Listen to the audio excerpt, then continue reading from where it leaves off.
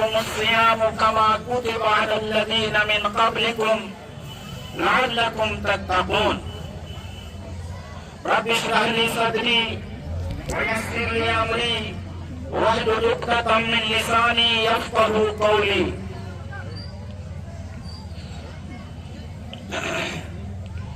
معزز حاضرین عید اور حاضرات عید،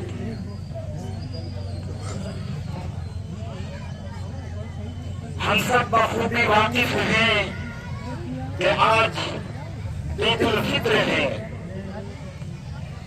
رمضان المبارک کا مہینہ جب ختم ہو جاتا ہے تو شوال کی پہلی تاریخ آتی ہے اور پہلی تاریخ کو عید کی نماز ادا کی جاتی ہے. اللہ تعالیٰ نے ہم سبوں کو توفیق عطا کی کہ ہم نے رمضان کا روزہ رکھا، رات کو قیام کیا، رب سے دعائیں کی، اپنے گناہوں کو یاد کر کے گڑ گڑائے اور روئے بھی، دین اور دنیا کی بھلائی کی ہم نے دعا مانگی، اور اب ہم عید کی 2 رکعت نماز ادا کرنے کے لیے یہاں جمع ہوئے ہیں. اللہ کے فضل و کرم سے عید کی 2 رکعت نماز ادا ہو گئی. 2 رکعت نماز عید کی ادا ہو گئی. بارش ہو رہی تھی، اللہ تعالیٰ نے ہم لوگوں پر رحم کیا، کرم کیا اور بارش کو روک دیا. اب سکون اور اطمینان کے ساتھ ہم چند منٹ آج کے اس خطبہ میں سننے میں لگائیں، انشاءاللہ آپ کو فائدہ ہوگا. آج ہم یہ سمجھتے ہیں اور اکثر نوجوانوں کے دماغ میں یہ بات موجود ہے کہ عید نام ہے کھانے کا، پینے کا، ٹہلنے کا، مٹر گشتی کرنے کا، کھلیانوں میں، دکانوں میں، مکانوں میں ہر جگہ گھومنے اور گردش کرنے کا. نہیں میرے بھائیوں، عید اس کا نام نہیں ہے. پھر یہ بھی سمجھتے ہیں کہ عید مطلب یہ ہے کہ ہم بہترین کھانا پکائیں اور اس سے لطف اندوز ہوں. یہ بھی مقصد نہیں ہے. حضرت علی رضی اللہ تعالیٰ عنہ امیر المومنین تھے. عید کا دن تھا، کھانا کھا رہے تھے، دسترخوان میں روٹی تھی، سوکھی روٹی اور زیتون کا تیل تھا. ایک ملاقاتی آیا، دیکھا کہ امیر المومنین سوکھی روٹی کھا رہے ہیں، زیتون کا تیل کھا رہے ہیں. تو تعجب کیا کہ امیر المومنین، آپ امیر المومنین ہیں، خلیفۃ المسلمین ہیں، اور دسترخوان میں آپ کے دسترخوان میں یہ حال ہے. 350 تو حضرت علی رضی اللہ تعالیٰ عنہ نے کیا کہا تھا، مجھے بہت پسند ہے. کل کے جمعہ میں بھی میں نے کہا تھا، حضرت علی نے کہا رضی اللہ تعالیٰ عنہ، یا ھذا لیس العید لمن لبس الجدید واکل السلید ولکن العید لمن خاف، ولکن العید لمن قبل منه صيامه وقبل منه قيامه وغفر له ذنبه وشكر له سعيه. هذا هو العيد. اليوم لنا عيد وغدا لنا عيد وكل يوم لا نعصي الله عز وجل فهو عيد. کیا کہا؟ اے شخص سنو، جس نے نیا کپڑا پہن لیا، بہترین کھانا کھا لیا، ان کے لیے عید نہیں ہے. ان کے لیے عید ہے جس کا روزہ قبول کر لیا گیا، جس کا قیام رات کی نماز قبول کر لی گئی، جس کا گناہ بخش دیا گیا، جس کی کوشش کی قدر کی گئی. آج بھی یہی وہ عید ہے. آج بھی ہمارا عید ہے اور آئندہ کل بھی ہمارا عید ہے، اور ہر وہ دن عید ہے جس میں ہم اللہ عز و جل کی نافرمانی نہیں کرتے. یہی مطلب ہے عید کا. آج عید یہ ہے کہ اللہ کا انعام ہم حاصل کریں، یہ نہیں کہ اللہ کی نافرمانی کرتے ہیں، ادھر ادھر گھومتے رہیں. ذکر کریں، فکر کریں، تسبیح کریں، اللہ کا نام لیں. یہ ہے دین۔ میرے بھائیوں، میں آپ کا وقت زیادہ لینا نہیں چاہتا، میں نے کچھ نکات نوٹ کیے ہیں جو انشاءاللہ آپ سبوں کو، گاؤں سماج کو، معاشرے کو اور دوسرے لوگوں کو بھی فائدہ ہو سکتا ہے۔ ان نکات کو میں نے نوٹ کیا ہے، میں آپ سے گزارش کروں گا کہ آپ ان کو غور سے سنیں گے۔ بسم اللہ الرحمن الرحیم۔ جاتے ہوتے ہیں مساجد میں صف آرا تو غریب، زحمت روزہ جب کرتے ہیں تو غریب، نام لیتا ہے اگر کوئی ہمارا تو غریب، پردہ رکھتا ہے اگر کوئی ہمارا تو غریب، عمرہ نشے دولت میں غافل ہم، عمرہ نشے دولت میں ہے غافل ہم سے، زندہ ہے ملت بیضا غربا کے دم سے۔ برادران اسلام، آج ہم جس پرفتن، پرخطر اور پرآشوب دور سے گزر رہے ہیں وہ انتہائی سنگین دور ہے۔ ایمانی، عملی، دینی، روحانی اور للہی جیسے امور سے دوری ہوتی جا رہی ہے۔ نوجوانوں کی بے راہ روی اور حد اعتدال سے تجاوز، مغربی تہذیب سے محبت، اسلامی تہذیب سے نفرت اور موبائل فون سے والہانہ لگاؤ نے ان کے رگ و ریشہ اور قلب و جگر میں بے ایمانی کا جو زہریلا مادہ سرایت کر رہا ہے وہ انتہائی سنگین لمحے فکریہ ہے۔ بس اے ہوش مندوں اور بے ہوش گارجنوں، میں آپ سے یہی کہوں گا، ادرک ہؤلاء الشباب قبل ان یعملوا عمل الفجار ویہلکوا۔ اے نوجوانوں، آج تم اسلامی سیار کی قدر نہیں کرو گے، رمضان جیسے مبارک مہینہ میں روزہ نہیں رکھو گے، نماز نہیں پڑھو گے تو پھر کیا ہوگا؟ تو پھر شراب نوشی کرو گے، دوسروں کے گھر میں گھس کر چوری کرو گے، بہو بیٹیوں کے ساتھ زنا کرو گے، ظلم و زیادتی کرو گے اور اپنے ماں باپ اور خاندان کا نام مٹی میں ملا دو گے۔ پھر مسلم برادری پر گھناؤنے داغ لگاؤ گے۔ تف ہے تمہاری جوانی پر، پھر تف ہے، پھٹکار ہے تیری غلط حرکت پر۔ رب ذوالجلال کا اعلان ہے، فماذا بعد الحق الا الضلال۔ کیونکہ اس شراب رنگ و بو کو گلستہ سمجھا ہے تو، اس شراب رنگ و بو کو گلستہ سمجھا ہے تو، آہ اے نادا قفس کو آشیاں سمجھا ہے تو۔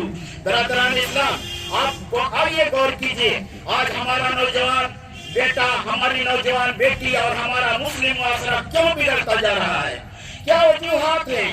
کیوں کوئی نصیحت کارگر نہیں ہوتی؟ کیوں جو دوا کی مرض بڑھتا گیا کہ مستاق بنتا جا رہا ہے؟ کبھی آپ نے غور کیا اور تدبر سے کام لیا؟ جواب ندارت۔ میری ناقص سمجھ کے مطابق فی الحال بگاڑ کے بہت سارے وجوہات ہو سکتے ہیں، ان میں سے سب سے اہم وجہ دو ہیں۔ نمبر ایک، موبائل کا غلط استعمال۔ نمبر دو، کچھ ہوشیار اور مکار نوجوانوں کا اپنے ہمنشین نوجوانوں کو مس گائیڈ کرنا، گمراہ کرنا۔ یقیناً یہ موبائل فون اور بری سنگت دونوں ناسور بنتے جا رہے ہیں۔ مجھے افسوس ہے کہ رمضان جیسے مقدس مہینہ میں بھی کچھ نوجوانوں کو اور چند معمر حضرات کو دیکھا گیا کہ نماز اور روزہ سے غافل ہو کر موبائل فون میں مشغول ہیں، شراب پی کر مست ہیں، دین اور ایمان سے بے خبر دوستوں کے ساتھ گپ پھانکنے میں لگے ہوئے ہیں۔ ان کو کوئی پرواہ نہیں کہ اذان ہو رہی ہے، نماز کا وقت ہو رہا ہے، بس دوستوں میں مگن ہے۔ بیڑی، سگریٹ، گٹکا، تمباکو، بدگوئی، فحاشی وغیرہ کا دور چل رہا ہے۔ یہ دور دن کو بھی چلتا ہے اور رات کو بھی، ٹھیک جیسے زمانہ جاہلیت میں کفار و مشرکین کیا کرتے تھے۔ تیرے دریا میں طوفان کیوں نہیں ہے؟ تیرے دریا میں طوفان کیوں نہیں ہے؟ خود ہی تیری مسلمان کیوں نہیں ہے؟ ابس ہے شکوہ تقدیر یزداں، تو خود تقدیر یزداں کیوں نہیں ہے؟ اے نوجوانوں، تم ہوش میں آؤ، کون تم کو گمراہ کر رہا ہے اس کو پہچانو، بری سنگت سے باز آؤ، نیک لوگوں کی صحبت اختیار کرو، ورنہ پچھتاؤ کہ ہمارا قرآن کہتا ہے وَيَوْمَ يَعَدُّ الظَّالِمُ عَلَى يَدَيْهِ یقول یا لیتنی اتخذت مع الرسول سبیلا۔ اس دن ظالم شخص اپنے ہاتھوں کو چبا کر کہے گا، ہائے کاش کہ میں نے رسول کی راہ اختیار کی ہوتی، ہائے افسوس کاش میں فلاں کو دوست نہ بنایا ہوا ہوتا، اس نے تو مجھے گمراہ کر دیا۔ नसीहत मेरे पास आ पहुंची थी और शैतान तो इंसानों को दगा देने वाला ही है।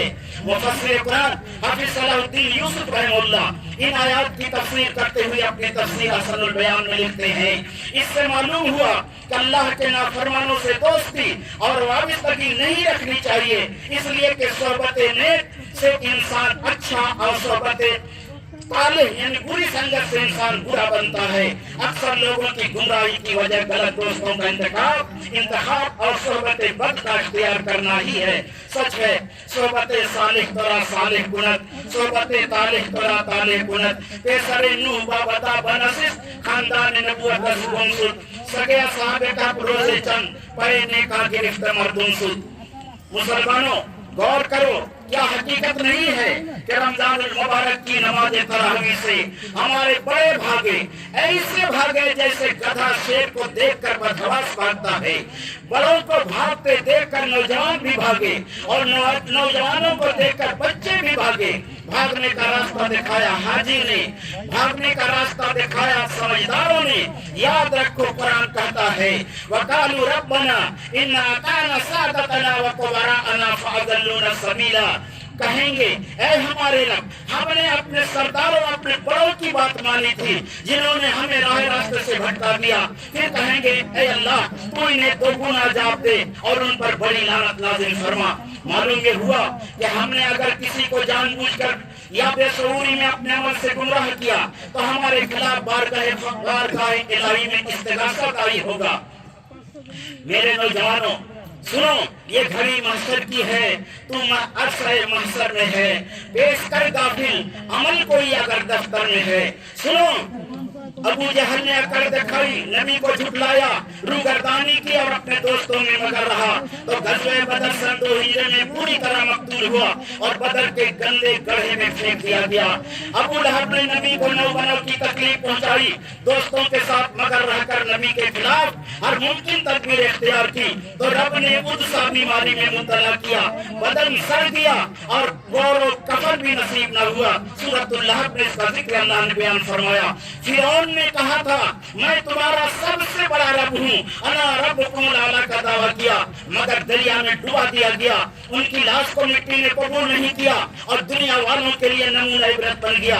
कुरान कहता है फलयौमा नुनज्जीका बिबदनिका लितकूना लिमन खल्फका आया व इन्न कसीरन मिनन नासि अन आयातिना लगाफिलून। सो आज हम सिर्फ तेरी लाश को निजात देंगे ताकि उन लोगों के लिए निशानी इबरत बन जाओ जो तेरे बाद हैं। और हकीकत यह है कि बहुत से आदमी हमारी निशानियों से गाफिल हैं, क्योंकि लोग उनको रब मानते थे। यकीन नहीं आ रहा था कि फिरौन दरिया में डूब करके मर जाएगा। मशहूर है कि आज भी डूब कर मर जाएगा, यकीन नहीं आ रहा था। अल्लाह ताला ने समुद्र को हुक्म दिया कि समुद्र खुश्की में तू फिरौन की लाश को फेंक दे, जिसका मुशाहदा सबने किया कि यकीनन फिरौन मर चुका है। मशहूर है कि आज भी ये लाश मिस्र के अजायब खाना में महफूज है। आज के नौजवानों की तरह कौम लूत के नौजवान गुमराह थे तो रब ने उन पर पत्थरों की बारिश की और सफेद किश्ती से उनका नामो निशान मिटा दिया।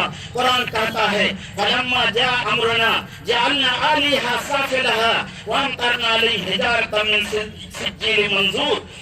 सूरह हूद आयत नंबर 82। कौम समूद और कौम हूद के नौजवानों का वाकया कुरान में पढ़ो। किसी को सख्त चीख और किसी को सख्त आंधी के जरिए तबाह बर्बाद कर दिया। कुरान कहता है वाम्मा समूद फउलिकु बितागिया व अम्मा आद फउलिकु बिरिहिन सरसरिन आतिया। कारून को तमाम माल दौलत और हदम हसन के साथ जमीन में धंसा दिया गया। कुरान कहता है फहसफना बिही व बिदारिहि आब। आंख वाला तेरी कुदरत का तमाशा देखे, दीदाए कौर को क्या नजर आए क्या देखे। ऐ पैरवान दावत ईमानी, अब आइए मैं आपको चंद ऐसे मबनी पर हकाइक अहम दीनी उमूर की तरफ रहनुमाई करूं जिनसे आज का मुस्लिम माशरा अमूमन बेखबर होता जा रहा है। और वो सुनन और नवाफिल जो किताब और सुन्नत के सफ़ात में भरे पड़े हैं, हम उनसे नाआशना होते जा रहे हैं। क्या हमारी जिम्मेदारी नहीं है कि हम उनको जाने समझें और उन पर अमल करें। अमल से बनती है जिंदगी, जन्नत भी और जहन्नम भी। ये खाकी अपनी फितरत में न नूरी है न नारी है। दावत हक्का के नंबरदारों, اللہ تعالیٰ کا فضل و کرم ہے کہ بہت سے لوگ اب بھی نمازی ہیں، روزہ دار ہیں اور دین سے محبت بھی رکھتے ہیں، مگر وہیں ہما چند ایسے واضح مسائل ہیں جو بالکل متروک ہیں، چھوڑ دیا گیا ہے، اس پر عمل نہیں ہو رہا ہے۔ مثلا پوائنٹ نمبر 1، گھر میں ہم نے سنن اور نوافل نمازوں کو پڑھنا چھوڑ دیا ہے۔ گھر میں سنت نماز نہیں پڑھتے، نفل نماز نہیں پڑھتے، اس کو چھوڑ دیا ہے، مسجد ہی میں جا کر پڑھیں گے۔ حالانکہ احادیث صحیحہ سے ثابت ہوتا ہے کہ ہر قسم کی سنت اور نفل نماز کی ادائیگی گھر میں افضل ہے، گھر میں افضل ہے، مسجد میں نہیں۔ باختصار دلائل سنیے۔ دلیل نمبر 1، عن ابن عمر رضی اللہ تعالی عنہ عن النبی صلی اللہ علیہ وسلم قال اجعلوا في بيوتكم من صلاتكم ولا تتخذوها قبورا۔ حضرت ابن عمر رضی اللہ تعالیٰ عنہ سے روایت ہے، نبی صلی اللہ علیہ وسلم سے روایت کرتے ہیں کہ آپ نے ارشاد فرمایا تم لوگ نماز اپنے گھروں میں ادا کیا کرو فرض کے علاوہ، اور انہیں قبرستان نہ بناؤ۔ بخاری جلد اول صفحہ 62 حدیث نمبر 432، مسلم میں بھی یہ روایت ہے صفحہ نمبر حدیث نمبر 777۔ اس حدیث سے معلوم ہوتا ہے کہ اگر ہم گھر میں فرض نماز کے علاوہ نماز نہیں پڑھیں گے تو ہمارا گھر قبرستان بن جائے گا۔ دلیل نمبر 2، عن زید بن ثابت رضی اللہ تعالیٰ عنہ قال قال رسول اللہ صلی اللہ علیہ وسلم فإن أفضل الصلاة صلاة المرء في بيته إلا المكتوبة۔ حضرت زید بن ثابت سے روایت ہے، انہوں نے کہا کہ رسول اللہ صلی اللہ علیہ وسلم نے ارشاد فرمایا آدمی کی سب سے افضل نماز وہ ہے جسے وہ اپنے گھر میں ادا کرے سوائے فرض نماز کے۔ بخاری جلد اول صفحہ 101 حدیث نمبر 432، مسلم حدیث نمبر 781۔ دلیل نمبر 3، عن جابر رضی اللہ تعالیٰ عنہ قال قال رسول اللہ صلی اللہ علیہ وسلم اذا قضى احدكم الصلاة في مسجده فليجعل لبيته نصيبا من صلاته فإن الله جاعل في بيته من صلاته خيرا۔ مسلم حدیث نمبر 778۔ حضرت جابر رضی اللہ تعالیٰ عنہ سے روایت ہے کہ رسول اللہ صلی اللہ علیہ وسلم نے ارشاد فرمایا تم میں سے کوئی شخص جب مسجد میں نماز پڑھے تو اپنی نماز میں سے کچھ حصہ اپنے گھر کے لیے بھی رکھے، کیونکہ کچھ نماز گھر میں ادا کرنے سے اللہ تعالیٰ گھر میں خیر و برکت لاتا ہے۔ مذکورہ دلائل سے معلوم ہوتا ہے کہ گھر میں نماز نوافل و سنن پڑھنا باعث خیر و برکت ہے اور افضل ہے، سوائے اس نفل نماز کے جس کی جماعت مشروع ہے، جیسے نماز تراویح جسے مسجد میں پڑھنا افضل ہے۔ بس اے مسلمانوں، آپ گھر میں سنن اور نوافل پڑھنے کے لیے جگہ متعین کرو اور وہیں یہ نمازیں پڑھا کرو۔ صحابہ کرام ایسا ہی کرتے تھے۔ گھر کو خیر و برکت سے محروم نہ کرو، گھر کو قبرستان نہ بناو، کیونکہ فرض نمازوں کے علاوہ باقی نمازوں کو گھر میں ادا کرنا افضل ہے۔ ان احادیث صحیحہ پر کون عمل کرے گا؟ کیا یہ صرف کتابوں کی زینت بنا رہے گا؟ اللہ کا فضل و کرم ہے کہ جب سے میں نے ان حدیثوں پر گہرائی کے ساتھ نظر ڈالی ہے، فرض نمازوں کے علاوہ تمام سنن اور نوافل کو حتی الامکان گھر میں ادا کرتا ہوں۔ دل مرد مومن میں پھر زندہ کر دے، دل مرد مومن میں پھر زندہ کر دے، وہ بجلی کے تھی نعرہ لا تذر میں۔ دوسری سنت جو ہم نے چھوڑ دیا ہے، دوسری سنت متروکہ تحیت المسجد۔ تحیت المسجد کس لیے کا نام ہے؟ بہت سے لوگ جانتے بھی نہیں۔ تحیت المسجد ایسی نماز ہے کہ جب آدمی مسجد میں داخل ہو کسی وقت بھی تو 2 رکعت نماز پڑھے بغیر نہ بیٹھے۔ ان کے دلائل کتاب و سنت کی روشنی میں ملاحظہ کیجیے۔ دلیل نمبر 1، عن ابی قتادہ السلمی رضی اللہ تعالی عنہ ان رسول اللہ صلی اللہ علیہ وسلم قال اذا دخل احدكم المسجد فليركع ركعتين قبل ان يجلس۔ بخاری جلد اول صفحہ 63 حدیث نمبر 439۔ ابو قتادہ السلمی سے روایت ہے جیسے رسول اللہ صلی اللہ علیہ وسلم نے ارشاد فرمایا کہ جب تم میں سے کوئی مسجد میں داخل ہو تو چاہیے کہ بیٹھنے سے پہلے 2 رکعت نماز پڑھ لے۔ دلیل نمبر 2، حضرت جابر رضی اللہ تعالیٰ عنہ جب نبی صلی اللہ علیہ وسلم سے اپنے اونٹ کی قیمت لینے کے لیے مسجد کی طرف آئے تو نبی نے انہیں حکم دیا دع جملک وادخل فصلی رکعتین فدخلت فصلیت۔ صحیح البخاری جلد اول صفحہ 282۔ لمبی حدیث کا یہ اختصار ہے۔ دلیل نمبر 3 عن جابر بن عبد الله قال جاء رجل والنبي صلى الله عليه وسلم يخطب الناس يوم الجمعة فقال صليت يا فلان فقال لا قال قم فرقا. صحیح البخاری جلد اول صفحہ 137 حدیث نمبر 920. حضرت جابر بن عبداللہ رضی اللہ تعالیٰ عنہ سے روایت ہے، انہوں نے کہا کہ جمعہ کے دن ایک شخص، دوسری حدیث میں آئے کہ سولہ گٹھانی آئے تھے، اس وقت آئے جب لوگوں کو رسول اللہ صلی اللہ علیہ وسلم جمعہ کا خطبہ دے رہے تھے. نبی نے دریافت کیا اے فلاں کیا تم نے نماز پڑھی؟ کہا نہیں. تو آپ صلی اللہ علیہ وسلم نے ارشاد فرمایا کھڑے ہو جاؤ نماز پڑھ لو. وفی روایت فصل رکعتین، ایک روایت میں ہے کہ 2 رکعت نماز پڑھو، اور ایک روایت میں فلیتجوز فیہما، ہلکی ہلکی 2 رکعت نماز پڑھ لو. خطبہ کی حالت میں بھی کوئی پوچھے تو 2 رکعت نماز پڑھے بغیر نہیں بیٹھے گا. مذکورہ تینوں حدیث سے صحیحہ سے معلوم ہوا کہ تحیۃ المسجد کی 2 رکعت نماز پڑھے بغیر مسجد میں نہیں بیٹھنا چاہیے. اگر کوئی بھول کر یہ رکعتیں پڑھے بغیر بیٹھ جائے تو یاد آنے پر کھڑے ہو جائے اور 2 رکعت نماز پڑھ لے. اگر جماعت کھڑی ہو اور کوئی مسجد میں آئے تو اسے با جماعت نماز ادا کر لینی چاہیے. تحیۃ المسجد ایسی حالت میں پڑھنے کی ضرورت نہیں، اسے یہی کفایت کر جائے گا. کما قال النبی صلی اللہ علیہ وسلم اذا اقیمت الصلاۃ فلا صلاۃ الا المکتوبہ. مسلم حدیث نمبر 710. اوقات ممنوعہ میں بھی تحیۃ المسجد کی 2 رکعتیں صافیہ کے نزدیک پڑھی جا سکتی ہیں. نیل الاوطار تو فتح اللہ رضی، علامہ ابن تیمیہ، علامہ ابن قیم کے نزدیک تحیۃ المسجد کی 2 رکعتیں تمام اوقات میں پڑھنا جائز ہے. ابن باز رحمہ اللہ اسی کے قائل ہیں. فتح ابن باز مترجم. امین سنانی کے نزدیک زیادہ ظاہر وجوب ہی ہے. سبل السلام علامہ شوکانی کے نزدیک وجوب زیادہ ظاہر ہے. نیل الاوطار. راجح بات یہ ہے کہ تحیۃ المسجد واجب نہیں بلکہ سنت مؤکدہ ہے. تحیۃ المسجد کی ادائیگی اسی صورت میں ممکن ہے، اسی صورت میں آپ کے لیے آسانی ہوگی جب آپ سنن اور نوافل گھر میں پڑھ کر مسجد آئیں گے. محبت کا جنون باقی نہیں ہے، محبت کا جنون باقی نہیں ہے، مسلمانوں میں خون باقی نہیں ہے. صفیں کج دل پریشاں سجدہ بے جاؤ کہ جذبے اندروں باقی نہیں ہے. تیسرا اہم مسئلہ ماہ سوال المکرم کے 6 روزے رکھنا ہے. اس مہینے کے یہ رمضان کے بعد جو ابھی سوال کا مہینہ، اس میں 6 روزہ رکھنا، جن کو عموماً سخت عیدی روزے کہا جاتا ہے.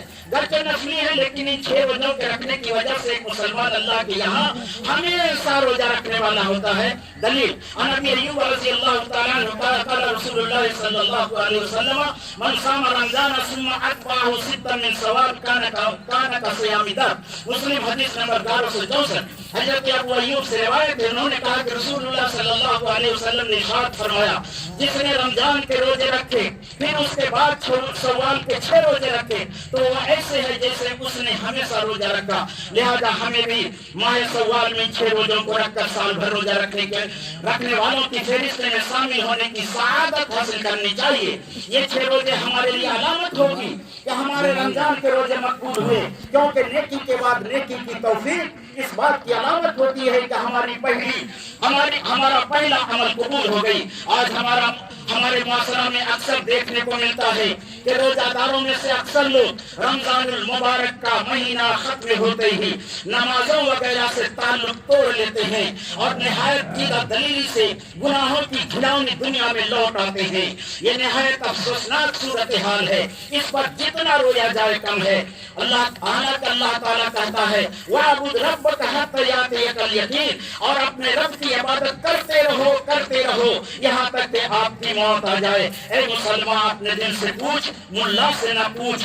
اے مسلمان اپنے دل سے پوچھ، ملا سے نہ پوچھ. ہو گیا اللہ کے بندوں سے کیوں خالی حرم؟ یہ گھڑی محشر کی ہے تو عرصہ محشر میں ہے. دیکھ کر غافل عمل کوئی اگر دفتر میں ہے. چوتھا اہم مسئلہ اجتماعی روزہ افطاری کا ہے. اجتماعی روزہ افطاری کا مسئلہ، چوتھا مسئلہ.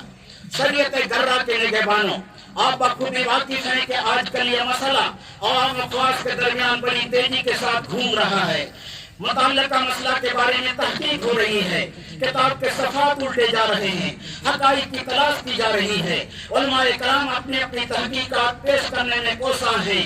وفوق کل ذی علم علیم سورہ یوسف آیت نمبر 76 کے تحت مسئلہ حاجہ میں اور اسی طرح دیگر مسائل میں हमादानी का दावा मबनी बर जहालत है। आइए मैं आपको हकाइक की दुनिया में ले चलूं। वाजे हो के रोजा इफ्तारी कराने का अजर सवाब बरबनाए दलील मुसल्लम है। दलील सुनिए, हजरत खालिद बिन जोनी रजी अल्लाह तआला अन्हु से रिवायत है कि रसूलुल्लाह सल्लल्लाहु अलैहि वसल्लम ने इरशाद फरमाया, मन फत्तर साइमन कान लहु मिस्लु अजरिही गैरा अन्नहु ला यनकुसु मिन अजरि साइम शैयन। जिसने किसी रोजादार का रोजा इफ्तार कराया उसे भी इतना सवाब मिलेगा जितना सवाब रोजेदार के लिए होगा, और रोजादार के सवाब से कोई चीज कम न होगी। तिरमिजी हदीस नंबर 647। इस हदीस से रोजा इफ्तारी कराने का सवाब तो मिलता है, मगर इज्तिमाई रोजा इफ्तारी का नहीं, इज्तिमाई रोजा इफ्तारी का नहीं। क्यों? दलील उसकी क्या है? क्योंकि इज्तिमाई रोजा इफ्तारी का सबूत अगर फरमाने रसूल से वाज़ेह होता तो खैरुल कुरून में सहाबाए कराम और ताबईन इज़ाम जरूर इज्तिमाई रोजा इफ्तारी कराते, और उसकी वाज़ेह और खास दलील अहादीस सहीहा में जरूर होती, क्योंकि वो हमसे ज्यादा किताबुल्लाह और सुन्नत रसूलुल्लाह को समझने वाले थे। हर किस्म के नेक कामों में आगे आगे रहने वाले और किसी भी नेक काम को अंजाम देने में सरे मुंह इन्हिराफ करने वाले नहीं थे। अल्लाह फरमाता है, वस्साबिकून साबिकून दीन मतीन के पास दारो। जब हम जेर नजर मसला के बारे में किताब और सुन्नत का ततब्बुर और वक्त गर्दानी करते हैं, वो मा तौफीक इल्ला बिल्लाह, और मुहक्किकीन उलमाए कराम और मुफ्तियान निज़ाम की तरफ फसलू अहल ज़िक्र इन कुंतुम ला तालमून सूरह अन-नहल आयत नंबर 45 के पेश नजर रुजू करते हैं तो हमें मालूम होता है कि खैरुल कुरून में सलफ सालेहीन के यहाँ इज्तिमाई रोजा इफ्तारी का तस्वुर नहीं था। फिर भी अगर आज के दौर में कोई इज्तिमाई रोजा इफ्तारी कराए तो वह फरमाने रसूल मन अहदसा फी अमरिना हादा मा लैसा मिनहु फहुव रद्दुन, सहीह बुखारी जिल्द 1 सफ़ा 371, हदीस नंबर 2697 के ज़ुमरा में क्यों शामिल नहीं होगा। अब उलमाए कराम दो घरों में बटे हुए हैं, उलमाए कराम दो घरों में बटे हुए हैं। एक घरों का कहना यह है कि रोजा इफ्तारी खा इंफरादी हो या इज्तिमाई हो कोई हरज नहीं, क्योंकि नेकी का काम है, और वो सारे दलाइल पेश करते हैं जो बिल इज्तिमा खाना खाने और खिलाने की फजीलत के सिलसिले में वारिद हुई है। मसलन वयुतिमून अत्ताअम अला हुब्बिही मिस्कीनन व यतीमन व असीरा, सूरह अद-दहर आयत नंबर 8, वताउन अलल बिर्रि वत्तक़वा वला ताउन अलल इस्मि वल उद्वान, अल-माइदा आयत नंबर 2, वज्तनिबू अला ताअमिकुम अल-हदीस, सहीह तरगीब हदीस नंबर 2128, कुलू जमीअन वला ततफर्रकू अल-हदीस, सहीह तरगीब हदीस नंबर 2132, इन्ना अहब्बत ताअम इलल्लाह मा कसरत अलैहि अल-अयदी, सहीह तरगीब हदीस नंबर 2133 वगैरह वगैरह। मैं कहता हूँ इज्तिमाई रोजा इफ्तारी जो एक इबादत है और कोई भी इबादत बगैर दलील के साबित नहीं होती है, को आम दलाइल से साबित करेंगे। अगर आम दलाइल से रोजा इफ्तारी या इन जैसे अमाल को साबित करेंगे और उसके लिए खास दलील ना हो तो फिर पंजगाना फर्ज नमाजों के बाद बिल इल्तिजाम इज्तिमाई दुआ को बिदअत क्यों करार दिया जाता है, जबकि दुआ की किताब और सुन्नत में बड़ी फजीलत वारिद है। मसलन अल्लाह ताला ने फरमाया, वकाल रब्बुकुम उदूनी अस्तजिब लकुम इन्नल लज़ीना यस्तकबिरूना अन इबादती सयदखुलूना जहन्नम दाखिरीन, सूरह मोमिन आयत नंबर 80। और तुम्हारे रब का फरमान है कि मुझसे दुआ करो, मैं तुम्हारी दुआ को कबूल करूंगा।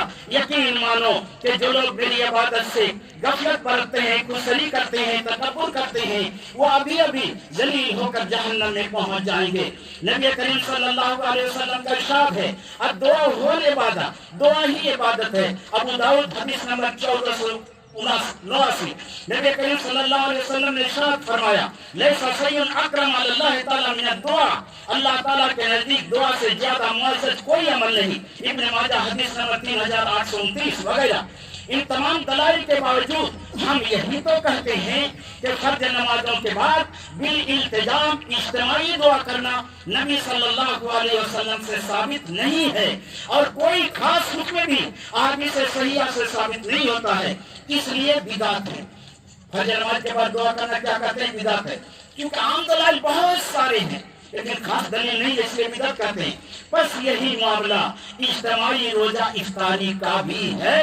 फलियतदब्बर, अलबत्ता घर में किसी रोजादार को रोजा इफ्तारी की दावत देकर रोजा इफ्तारी करा सकते हैं। दलील नंबर 1 حضرت انس رضی اللہ تعالیٰ عنہ سے روایت ہے کہ جب رسول اللہ صلی اللہ علیہ وسلم کسی کے گھر میں روزہ افطاری کرتے تو اسے یہ دعا دیتے: افطر عندکم الصائمون واکل طعامکم الابرار وتنزلت علیکم الملائکہ. احمد نسائی. روزہ دار تمہارے یہاں افطار کرتے رہیں، نیک لوگ تمہارا کھانا کھاتے رہیں اور اللہ کے فرشتے تمہارے اوپر اترتے رہیں. دلیل نمبر 2، رسول اللہ صلی اللہ علیہ وسلم نے حضرت سعد کے پاس روزہ افطار کیا اور پھر یہ دعا دی: افطر عندکم الصائمون واکل طعامکم الابرار وصلت علیکم الملائکہ. روزہ دار تمہارے یہاں افطار کرتے رہیں، نیک لوگ تمہارا کھانا کھاتے رہیں اور اللہ کے فرشتے تمہارے لیے دعائیں کرتے رہیں. صحیح ابن ماجہ حدیث نمبر 1418. معلوم ہوا کہ گھر میں کسی نیک آدمی کو روزہ افطاری کرا سکتے ہیں، اہلے گئے بے روزہ دار کو نہیں. فاعتبروا یا اولی الابصار. الہ آرزو میری یہی ہے، میرا نور بصیرت عام کر دے. دوسرے گروہ کا کہنا، یہ گروہ کا کہنا ہوا.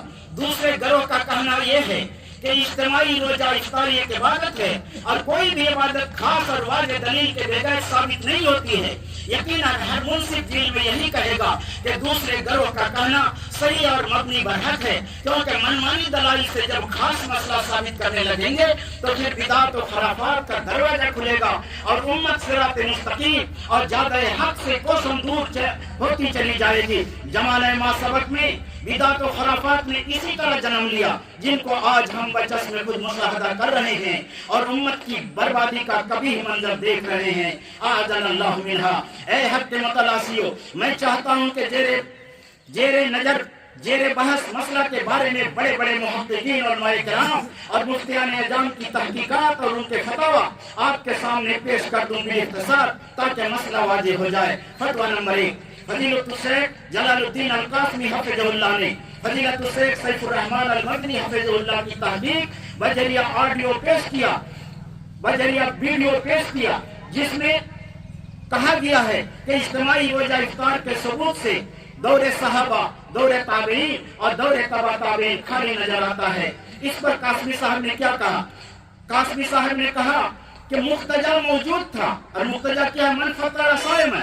اس کے باوجود صحابہ کرام نے اجتماعی روزہ افطاری نہیں کرایا. فتویٰ نمبر 2، میں نے اجتماعی روزہ افطاری کے بارے میں دارالعلوم دیوبند کا فتویٰ موبائل فون میں پڑھا کر سنا. فتویٰ میں کہا گیا ہے کہ اجتماعی روزہ افطاری کا ثبوت سلف صالحین سے نہیں ملتا ہے. فتویٰ نمبر 3 عربی میں ہے فتویٰ، اس کا ترجمہ بھی میں نے کیا ہے. فتویٰ نمبر 15616. سوال کیا تھا؟ سوال یہ تھا، جن سے سوال ہوا تھا اللجنۃ الدائمہ للبحوث العلمیہ والافتاء ابو بکر بن زید، عبدالعزیز آل الشیخ، صالح الفوزان، عبداللہ بن دادیان، عبدالعزیز بن عبداللہ بن باز. فتویٰ کیا تھا؟ سمعت من بعض الاخوہ ان الافطار الجماعی کان ذلك فی شہر رمضان اور فی صیام النافلہ بدعہ فهل هذا صحیح؟ جواب کیا لکھتے ہیں؟ لا بأس بالافطار جماعيا في رمضان او في غيره ما لم يعتقد هذا الاجتماع عبادة لقوله تعالى ليس عليكم جناح ان تاكلوا جميعا او اشتاتا، سورة النور آیت نمبر 61. لیکن ان خیف بالافطار جماعيا في النافلة الرياء والسمع لتمييز الصائمين من غيرهم كره لهم بذلك وبالله التوفيق وصلى الله على نبينا محمد وآله وصحبه وسلم. میں نے اس کا اردو ترجمہ کیا تاکہ آپ کو سمجھ میں آئے. سوال، میں نے بعض بھائیوں سے سنا کہ اجتماعی روزہ افطاری خواہ وہ ماہ رمضان میں ہو یا نفلی روزوں میں بدعت ہے، تو کیا صحیح ہے؟ سوال یہ کیا گیا تو کیا صحیح ہے؟ جواب لکھتے ہیں ماہ رمضان اور غیر رمضان میں اجتماعی روزہ افطاری میں کوئی حرج نہیں ہے، جب تک کب حرج نہیں ہے؟ جب تک اعتقاد نہ ہو کہ یہ اجتماعی روزہ افطاری عبادت ہے. اگر عبادت سمجھ کر کرتے ہیں تو پھر جائز نہیں. اللہ تعالیٰ کے فرمان کی وجہ سے کہ تمہارے اوپر کوئی حرج نہیں کہ تم لوگ ایک ساتھ یا الگ الگ کھاؤ، لیکن اگر اجتماعی روزہ افطاری سے روزہ داروں کو غیر روزہ داروں سے الگ کرنے میں ریاکاری اور شہرت کا خوف ہو تو اجتماعی روزہ افطاری ان کے لیے مکروہ ہے. اس فتویٰ سے معلوم ہوا کہ اجتماعی روزہ افطاری عبادت سمجھ کر کرنا ممنوع ہے. فتویٰ نمبر 4، اجوبۃ للعلامہ بقیۃ السلف الشیخ صالح الفوزان حفظہ اللہ عن حکم افطار الجماعی. جواب لکھتے ہیں سوال، یہ سوال کیا گیا تھا صالح الفوزان سے. तो क्या सवाल था? यकून बादुल जियान फी असनाए रमजान इफ्तार जमाई फिल मस्जिद बिक़स्द तवासुल व तक़वियत राबिता फमा राय फज़ीलतिकुम। जवाब लिखते हैं हाजा शयउन लम यअमलहु सलफ इन्नहुम कानू यतक़स्सदून अल-इज्तिमा लिल-इफ्तार फी रमजान वला फी गैरिही अम्मा इज़ा काना al-ग़र्ज़ मिन हाज़ा हुवा मिन अजल अन युफ़्तिरा इंदहु अल-फ़ुक़रा वल-मुहताजून यारजून अल-इफ्तार फिल मस्जिद من أجل المحتاجين والفقراء فلا بأس أما إذا كانوا يجتمعون هم وحدهم ويقولون هذا فيه فضيلة هذا ليس من عمل السلف فإذا كانوا معتكفين في المسجد فلا بأس إنهم يجتمعون على الإفطار أو على العشاء لا بأس أنهم يجيئون للمسجد على ثاني الإفطار فقط وليس هذا لدرجة إطعام المساكين فهذا الشيء غير مشروع. मैंने इसका तर्जुमा किया। इज्तिमाई रोजा इफ्तारी के हुक्म के मुताबिक बक़ियत सलफ अल्लामा शेख अल फौजान हफिजुल्लाह का जवाब। सवाल, असनाए रमजान बाद पड़ोसी मस्जिद में रोजा इफ्तारी का क़याम प्रोग्राम वहाँ एक दूसरे से मिलने और रब्त व जब्त को मजबूत करने के इरादे से करते हैं, क्या आपके नजदीक ऐसा करना दुरुस्त है? क्या जवाब लिखते हैं? उसका उर्दू तर्जुमा को आदमी का मैंने पढ़ दिया। जवाब को लिखते हैं ये एक ऐसा अमल है, वैसे सुनिए, ये एक ऐसा अमल है जिनको सलफ ने नहीं किया। असलाफ रमजान और गैर रमजान में इज्तिमाई रोजा इफ्तारी का कष्ट नहीं करते थे, लेकिन जब उनका मकसद सिर्फ फकीर और मुहताजों को रोजा इफ्तारी कराना हो और उन्हीं के लिए मस्जिद में इफ्तारी का प्रोग्राम करते हो तो कोई हरज नहीं। लेकिन जब सिर्फ यही लोग इकट्ठा होते हैं गरीब फोकरा को छोड़कर और कहते हैं कि इसमें फजीलत है, तो ये सलफ का अमल नहीं है। अगर मस्जिद में इत्तिकाफ करने वाले इफ्तारी और शाम का खाना मिलकर खाएं तो कोई हर्ज नहीं, लेकिन ये पड़ोसी अगर मस्जिद में अपनी इफ्तारी के लिए आते हैं, मिस्कीनों को खिलाने के लिए नहीं, तो ये गैर मशरू अमल है।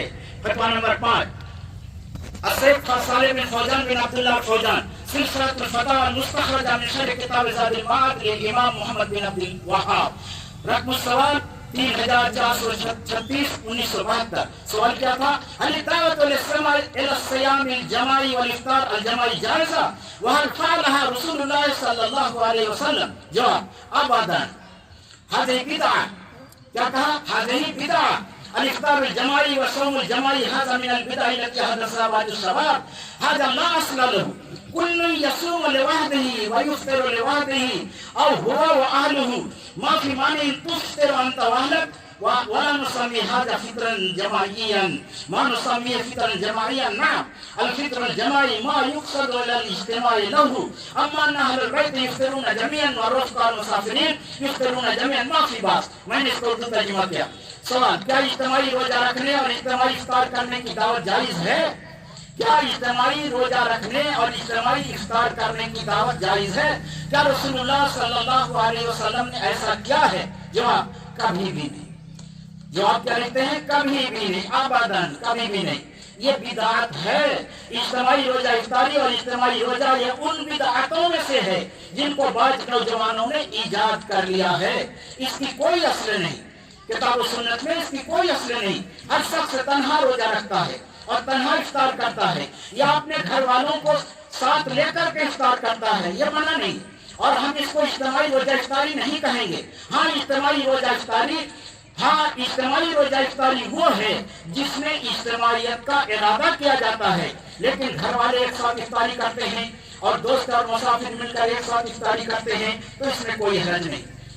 बरादरान इस्लाम, ये कुल 5 फतावा मतन और तर्जुमा के साथ मैंने आप हज़रात के सामने बयान किया। समझने और अमल करने के लिए यही काफी है। मुझे उम्मीद है कि इन तमाम दलाइल और फतावा की रोशनी में हम अपना मुस्तकबिल का लाहे अमल इज्तिमाई रोजा इफ्तारी के बारे में मुतय्यन कर सकते हैं। वबिल्लाहि तौफीक व बिही नस्तईन। देखा भी दिखाया भी, सुनाया भी सुना भी, देखा भी दिखाया भी, सुनाया भी सुना भी, है दिल को तसल्ली इस कलम में, इस खबर में। अल्लाह ताला का शुक्र है कि कई मतनों का सुनन को मैंने किताब और सुन्नत के हवाले से वादे किया, और अब आपको याद दिलाया जाता है कि हम तमाम मिल करके इन मतनों का सुन्नतों को अपनी जिंदगी का जुज़्व ला यनफ़क बनाकर کسی بھی سنت کو ترک نہیں کریں گے اور آنے والی نسل کے لیے انمٹ مسئلے راہ ثبت کر جائیں گے۔ اللہ تعالی ہم سبوں کو موحد بنائے، ایمان اسلام اور دین حنیف پر قائم رکھے، اعمال صالحہ کی توفیق دے، صحت مند زندگی نصیب فرمائے، اتحاد و اتفاق کے سائے میں رکھے، بیماروں کو شفا دے، قرض داروں کو قرض سے نجات دے، ہمیں نمازی بنائے، ایک اور نیک بنائے، نوجوانوں کو سنورنے اور سنبھلنے کا تو موقع دے، توفیق دے، آمین۔ وما علینا الا البلاغ۔ ہر کوئی مستمع ذوق تن آسانی ہے، تو مسلمان ہو یہ انداز مسلمانی ہے، حیدری فقر ہے نہ دولت نئے دولت عثمانی ہے، تم کو اخلاق سے کیا نسبت روحانی ہے، وہ زمانے میں معزز تھے مسلمان ہو کر اور تم خال ہوئے تاریخ گناہ ہو کر۔ وصلی اللہ تعالی علی خیر خلقی محمد